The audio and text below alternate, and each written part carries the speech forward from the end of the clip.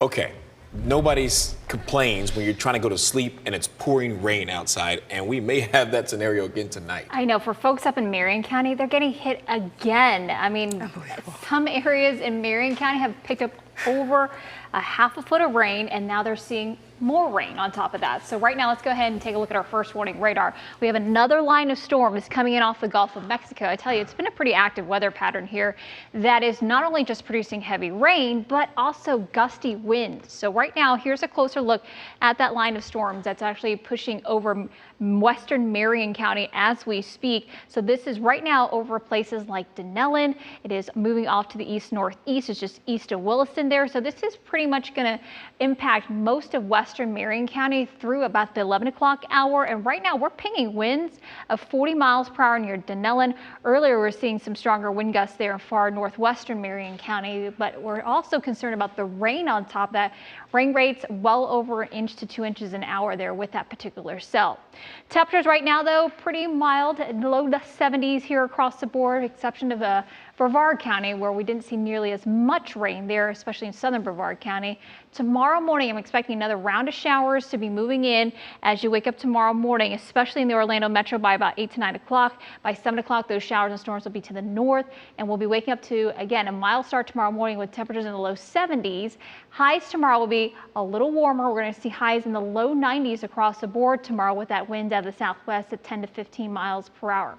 Rain chance around 60% tomorrow, high rain coverage through the weekend, and then we start to see some slightly drier air making its way in on Monday that will lower our rain chances a bit, but then it's going to bump up those temperatures. We just got the 11 o'clock advisory in for both Brett and now newly formed tropical storm Cindy. Let's start off with Brett here. This system is just about 5 miles off the coast of St. Vincent. It is moving to the west at 18 miles per hour. Right now, winds of 60 miles per hour. A Hurricane Hunter plane is actually in the storm right now and found some weaker winds. It is starting to interact with some land and also wind shear. This will continue to move off to the west and it will enter the Caribbean by tomorrow morning. And as it does so, it's going to interact with more wind shear, and that is going to weaken Brett, and then the moisture from the system will head towards Central America. So no impacts here at home in terms of Brett.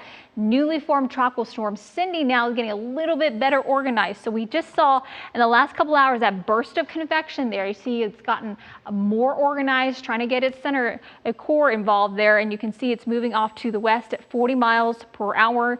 It makes it a low-end tropical storm, moving to the west-northwest at 14 miles per hour. And here's a look at the track of Cindy. Again, now a tropical storm as of the 11 o'clock advisory. I know that last icon showed a tropical depression, but that hasn't quite updated yet.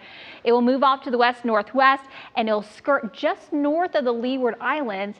And then as it moves into the western Atlantic, it is expected to weaken thanks to a trough that'll be moving off the southeast coast. That's going to help weaken this system and actually break it down. And that, again, will not have an impact here at home either to central Florida. So both of these storms, tropical depression or tropical storm Cindy and Brett, will not impact us here at home. What will impact us, that stormy setup to the weekend, early next week, a slight break in the lower rain coverage and showers, but the heat's on with highs in the mid-90s. We'll have more news for you coming up on the other side of the break.